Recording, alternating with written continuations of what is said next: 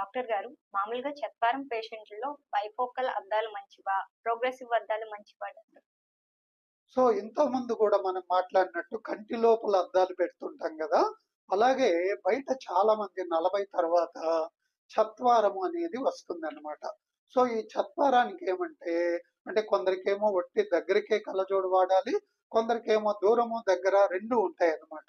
So, 2 ఉన్నప్పుడు ఈ bifocal అద్దం అనేది మేమెక్కువగా ప్రిఫర్ చేస్తుంటాం. కానీ ఇప్పుడేమంటే దూరము, దగ్గర తర్వాత మధ్యలో గూడా కనపడాలి అంటే, ఇప్పుడు ప్రోగ్రెసివ్ అద్దాలనేటువంటివి మంచియన్నమాట. కాపోతే కొద్దిగా ఖరీదెక్కువుంటాయి. ఎందుకంటే మామూలు అద్దాలు బైఫోకల్ పెట్టుకుంటే మెట్లెక్కేటప్పుడు అటువంటప్పుడు కింద కొద్దిగా ఎగుడు దిగుడుగా కనపడేటువంటి అవకాశం ఉందన్నమాట. అదే ప్రోగ్రెసివ్ ముఖ్యంగా ఈ కాలంలో ఇది కంప్యూటర్ ఇవన్నీ వాడుతున్నటువంటి ఉద్యోగులు, ఇటువంటి వాళ్ళు ఎంతో మంది ఉంటారు. చాలా మంది కంప్యూటర్ పనిచేస్తున్నటువంటి వాళ్ళు ఉంటారనమాట. సో, అటువంటి వాళ్ళకు ప్రోగ్రెసివే మంచిదనమాట. కానీ ప్రోగ్రెసివ్‌లో గూడా మళ్ళా బ్లూ కట్టు, తర్వాత అడ్వాన్స్‌డ్ డిజిటలు అటువంటిది మంచిదనమాట.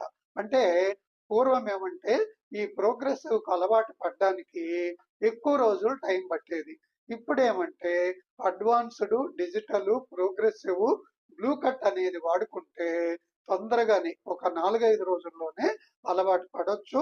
ప ప చాలా ఈజీగా ఉంటదనమాట.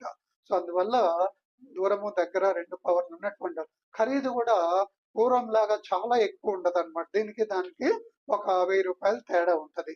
సో, అందువల్ల ఎప్పుడు గూడా బాగా ఇది కావాలి అంటే ప్రోగ్రెసివ్ అద్దాలు వాడుకోవడమే చాలా వరకు మంచిది.